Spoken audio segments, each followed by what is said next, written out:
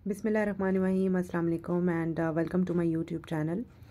काफ़ी दिन बाद वीडियो बनाने का मौका मिला क्योंकि तबीयत नासाज थी मौसम की तब्दीली की वजह से। स्मोक बहुत ज़्यादा फैल गई है और लाहौर आपको पता है कि पहले नंबर पर है। एहतियात लाजिम है और एहतियात करें आप सब भी, ये बहुत ज़रूरी है। और आज एक छोटे से लाइटर से नोट पर बात करूंगी, एक छोटी सी कहानी। और इंशाल्लाह आइंदा आने वाले चंद दिनों में कुछ अहम वीडियोस आपके साथ शेयर करूंगी जो सियासत से रिलेटेड हैं, और कुछ अहम इस्टेब्लिशमेंट के ऊपर भी जो हुई हैं इस्टेब्लिशमेंट्स पॉलिटिकल सिनेरियो में पाकिस्तान के, उसमें भी काफ़ी ज़्यादा चीज़ें हैं जिन पर बात होगी और रिवोल्यूशंस भी होंगी काफ़ी। आज जो स्टोरी मैंने आपको सुनानी है वो एक बादशाह से रिलेटेड है। आपको पता है उस ज़माने में बादशाह जो हुआ करते थे बड़े उनके फ़ैसले बड़े अटल होते थे और वो बड़े मिजाज के नवाब हुआ करते थे, फ़ैसले सादर करते थे और फिर वो चीज़ें हो जाती थी। तो बादशाह सलामत अपने दरबार में बैठे हुए होते हैं तो दो वज़रा के ना आपस में उलझने की और बहस व मुबाहिसे की ना आवाज़ आ रही होती है उनको। तबीयत उनकी ज़रा बिगड़ती है इस चीज़ पे कि क्यों वज़रा बहस कर रहे हैं।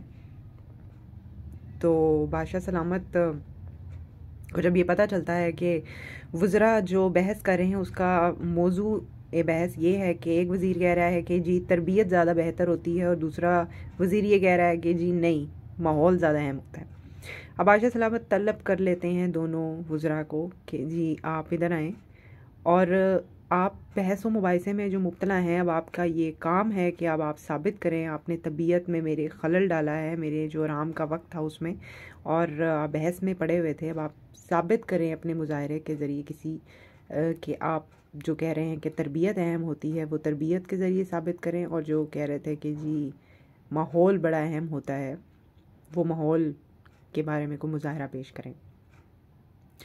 जो कहता है ना कि तरबियत बड़ी अहम होती है किसी भी माशरे के लिए और ये सब चीज़ें, तो वो फ़ौरन से कहता है ठीक है मैं मुजाहरा पेश करने के लिए तैयार हूँ। तो बादशाह सलामत कहते हैं कि ठीक है आपके लिए कल का दिन मुतय्यन है, कल आप इस अपने जो आपका जो स्टांस है इसको प्रूव करने के लिए कल कोई डिस्प्ले पेश करें, कोई दिखाएं, कोई मुजाहरा। तो वो दिन एग्री कर लेता है, वो कहता है ठीक है बादशाह सलामत।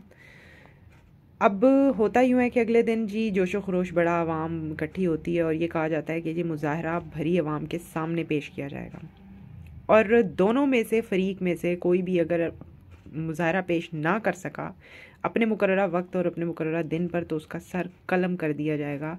और बादशाह ये हुक्म सादर कर देता है। मुकर्ररा दिन के ऊपर आवाम इकट्ठी होती है, जोशो खरोश होता है। वो पहला वज़ीर जिसने तरबियत के मुतल्लिक कहा था वो मुजाहरा पेश करता है। वो मुजाहरा यूँ पेश करता है कि वो एक कतार का मुजाहरा पेश करता है जिसमें कि बिल्लियाँ होती हैं, वो कतार में आ रही होती हैं सामने, ठीक है। और दिखाता है कि ये देखें कि एक बिल्लियाँ हैं और हमने इसको मैंने अब ये देखें कि सुधारी हुई हैं और कितनी अच्छी इनकी तरबियत हुई हुई है, और वो देखें कि अपनी लाइन नहीं तोड़ी उन्होंने, वो कतार में चल रही हैं और मुसलसल कतार में चले आ रही हैं। कोई चीज़ नहीं है ऐसी कि जो उनके रास्ते में हायल हो और वो उनकी तरबियत में कहीं भी कोई खलल या कोई कमी आए या कोई ये चीज़ ज़ाहिर कर सके कि उनकी तरबियत मतलब ख़राबी है कहीं भी उनकी उस तरबियत में और कहीं भी कोई कमी रह गई है। बादशाह बड़ा मुतासिर होता है इस चीज़ से और बड़ी तालियां बजती हैं, बड़ा इनाम कराम ये वो। बादशाह सलामत कहते हैं कि जब दूसरे वज़ीर की बारी है कि वो आए और अपना मुजाहरा पेश करे, वो बड़ा परेशान होता है। वो कहता है कि मैं अब मतलब सोच में पड़ जाता है कि मैं अब माहौल के बारे में मैं कैसे साबित करूं कि माहौल ज़्यादा अहम होता है, उसने तो तरबियत का कर दिया। बहरहाल जी उसको कहा जाता है कि जी फ़लाँ दिन फ़लाँ वक्त पर तुमने मुजाहरा पेश करना है, और अगर नहीं कर सके तो बादशाह सलामत की तरफ से हुक्म सादर है कि उसका सर कलम कर दिया जाएगा। होता यूँ है कि मुकर्ररा दिन से एक दिन पहले वो कहीं किसी बस्ती से गुजर रहा होता है, परेशान हाल होता है, उसको कहीं कोई दरवेश बैठा हुआ नज़र आता है। तो उस दरवेश से बंदे को अपना हाल सुनाता है, वो बड़ा परेशान होता है। तो वो दरवेश उसका हाल सुनता है, उसकी परेशानी, उसके इस मुश्किल को, तो कहता है कि तुम परेशान ना हो, जिस दिन तुमने मुजाहरा पेश करना होगा तुम मुझे अपने साथ ले चलना। तो वो कहता है ठीक है जी, मैं बुज़ुर्गों आपको साथ ले चलूँगा। अब जी मुज़ाहरे का दिन आता है, अवाम इकट्ठी हुई हुई है, बादशाह सलामत हुक्म देते हैं कि जी वज़ीर आए। वज़ीर आता है जी सामने, और वो अब वज़ीर सामने आता है और साथ उसका दरवेश भी होता है। वो बंदा, वो थैला उसने एक पकड़ा हुआ होता है। वो कहता है कि मेरे हिस्से का, वज़ीर कहता है कि ये मुज़ाहरा पेश करेंगे मेरे मतलब बिहाफ के ऊपर। बादशाह सलामत को मंजूर होता है। वो कहता है ठीक है जी, करवा लो, इनसे मुज़ाहरा पेश करा लें। अब जब वो दरवेश सामने आता है, वो कहता है कि मेरी एक इस्तदा है। बादशाह सलामत कहते हैं जी हुक्म करें। वो कहते हैं कि जो चंद दिन पहले जिस बंदे ने तरबियत का मुज़ाहरा पेश किया था, वो ज़रा मुज़ाहरा दोबारा पेश करें। बादशाह सलामत हुक्म देते हैं पहले वज़ीर को, जो कुछ चंद दिन पहले जिसने तरबियत का मुज़ाहरा पेश किया होता है और बड़ी दाद वसूल की होती है कि भाई आओ और दोबारा मुज़ाहरा पेश करके दिखाओ। वो आता है बड़े खुशी खुशी, उसको तो पता होता है भाई मैं तो बाजी ले गया हूँ भाई। अब वो आता है, वो बिल्लियाँ जी कतार में आ रही हैं जी, मुज़ाहरा पेश हुआ है। अब ऐन दरमियान में वो दरवेश क्या करता है कि वो थैला खोल देता है जो उसके हाथ में होता है, और उसमें होते हैं चूहे। जैसे ही वो थैला खुलता है और चूहे बाहर आते हैं, और तो वो बिल्लियाँ कितार तोड़ देती हैं और वो चूहों के पीछे पड़ जाती हैं और दौड़ लगा रही होती हैं। कोई सीधी आगे जा रही है, कोई पीछे जा रही है, कोई मशरिक, कोई मगरिब, कोई शुमाल, जनूब, इधर मतलब हर तरफ एक हलचल मच जाती है। एक तरह से एक जिसे कहते हैं ना हजूम की कैफियत होती है। बिल्लियाँ कतार से बाहर आ चुकी होती हैं और ये एक मुज़ाहरा होता है माहौल का, जो बहुत ही ज़बरदस्त मुज़ाहरा होता है। बड़ी जोशो खरोश होता है, इतनी तालियां, और अवाम में तो बड़ा ही मकबूल होती है। बादशाह बड़ा हैरान रह जाता है कि यार ये तो कमाल ही हो गया, मतलब ये तो माहौल, तरबियत पर तो माहौल नंबर ले गया।